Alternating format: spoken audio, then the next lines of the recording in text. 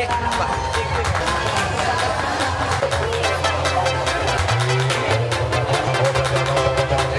ini merupakan tradisi atau budaya masyarakat pesisir di hampir seluruh Indonesia, termasuk di Indramayu.